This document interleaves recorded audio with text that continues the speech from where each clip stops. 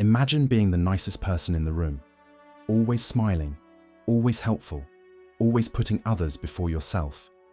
And yet, despite your kindness, people ignore you, dismiss your ideas, and treat you like a doormat. Ever wonder why that happens? What if the very quality you thought was your strength, your kindness, is actually making you vulnerable? It sounds backwards, doesn't it? But here's the hard truth. The more kind you are, the more likely it is that people will start to disrespect you. Shocking, maybe. But eye-opening? Absolutely. Today, we're diving deep into a hidden truth about human behavior, one that most people overlook. We're unpacking why kindness, when misunderstood or misused, can actually invite disrespect, and how understanding this paradox can help you become stronger, wiser, and more respected in your relationships. Let's break it down. We often think of kindness as one of the greatest virtues, and to a certain extent, it is. Society tells us to be kind, be helpful, treat others the way we want to be treated, and give without expecting anything in return. But what if I told you the Stoics saw kindness in a slightly different way? Stoicism, the ancient philosophy rooted in rationality, self-control, and inner strength, doesn't dismiss kindness. On the contrary, it values it deeply. But not the kind of kindness that seeks approval, not the kind of kindness that sacrifices your boundaries, not the kind that bends over backward just to please others. To the Stoics, true kindness isn't about being overly accommodating or saying yes to everything. It's about acting from a place of wisdom, emotional balance, and virtue. You're kind not because you're weak or needy, but because it aligns with your values. As Epictetus might put it, you choose kindness with intention, not desperation. But here's where things get tricky, and where many well-meaning people fall into a trap. If your kindness is not grounded in strength, it can start to look like weakness to others. And when people perceive you as weak, they begin to test your boundaries. They push, they take, they exploit. So ask yourself this: is your kindness truly coming from a place of power? Or are you using it to avoid conflict, please others, or feel liked? Let's talk about expectations. Most of us, whether we admit it or not, expect our kindness to be reciprocated. We offer help, support, and understanding, and in return, we hope for gratitude, appreciation, or at the very least, basic respect. But here's the cold, uncomfortable truth. We live in an unbalanced world, and not everyone plays by the rules of reciprocity. Sometimes the more you give, the more others take.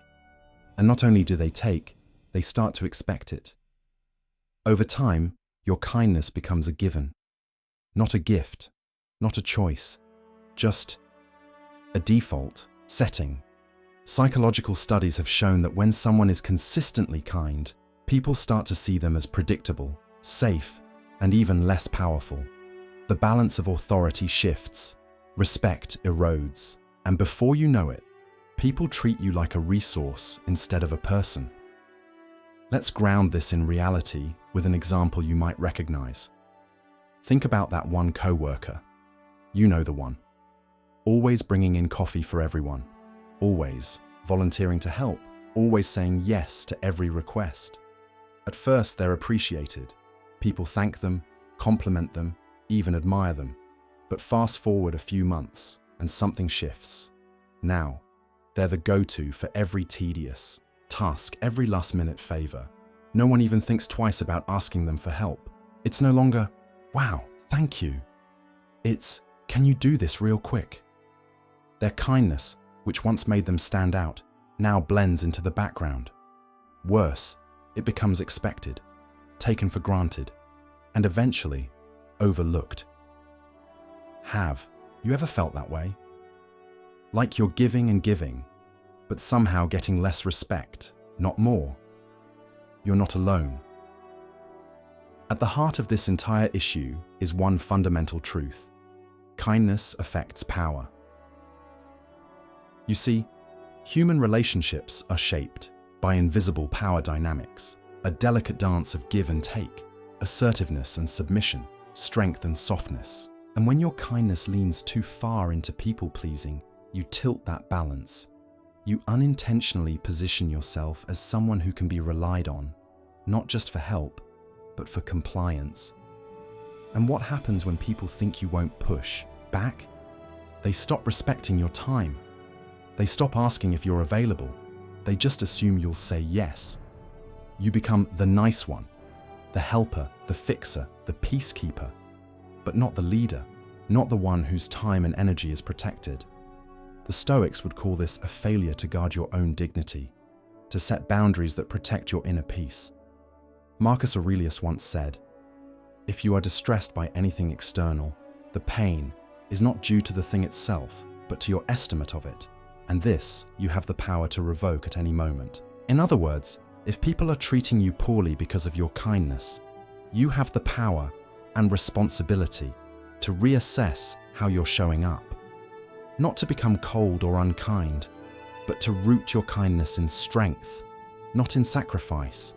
So, we've seen how unchecked kindness can shift power dynamics and unintentionally invite disrespect.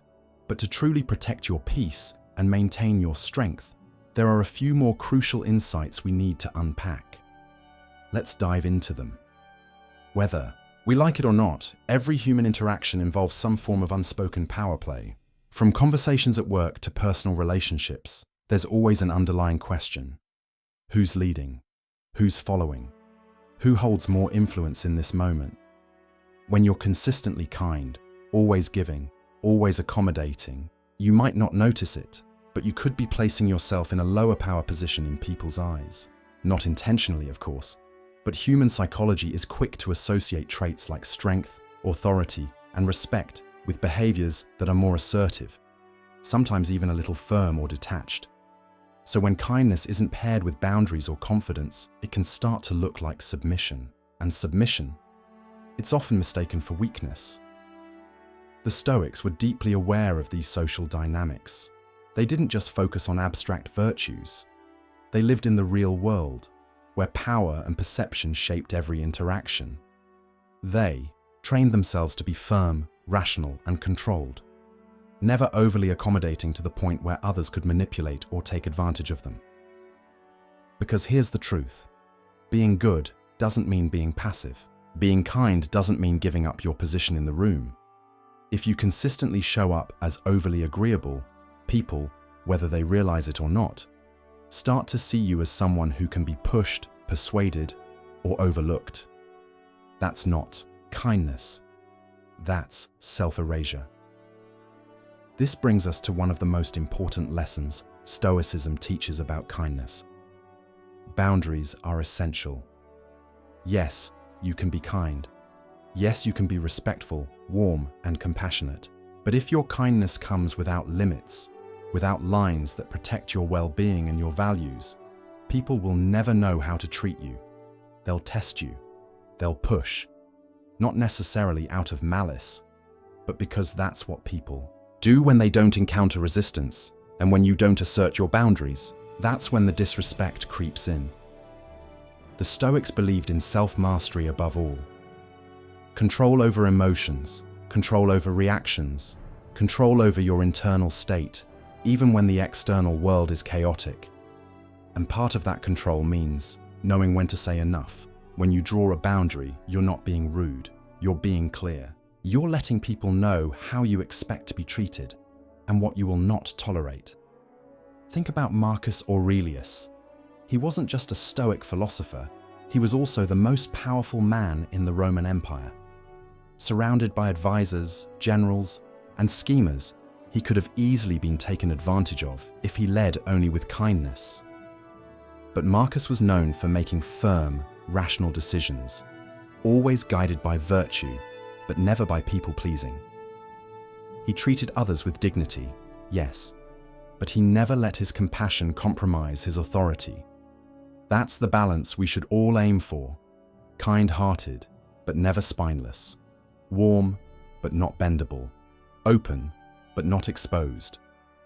And now, the final, and perhaps most important, piece of this puzzle: self-respect. Because here's the unfiltered truth. If you don't respect yourself, no one else will. That might sound harsh, but it's one of the most foundational truths of human interaction. Self-respect doesn't come from external praise or validation. It comes from within, from knowing who you are, what you stand for, and what you absolutely will not tolerate. It means holding your ground, even when it's uncomfortable. Even when you're tempted to give more than you should, just to keep the peace. Kindness is beautiful, but it should never cost you your dignity. The Stoics taught that true. Strength comes from inner clarity, from aligning your actions with your values, no matter what. From not chasing approval and not tolerating disrespect just to appear nice. When you respect yourself, people can sense it. It shows in your words, your tone, your posture, your silence. You don't need to demand respect. It naturally follows your presence. But when you're overly kind to the point of self-sacrifice, people won't admire it. They'll start to question your worth, because you've shown them that you don't value yourself enough to say no. So the next time you feel like your kindness is being taken advantage of, pause, breathe, and remember this: kindness is powerful, but it is only truly powerful when it's backed by boundaries, by clarity, and by unwavering self-respect. If you've learned something new today, if this helped you rethink how you give your energy and your kindness, give this video a like. It really helps the channel grow, and let's keep this conversation going. Have you ever felt disrespected because of your kindness? Drop your experience in the comments. You're not alone, and your story might help someone else. And of course, subscribe for more Stoic wisdom and self-mastery content. Until next time, stay strong, stay virtuous, and always remember, kindness is about wisdom, not weakness.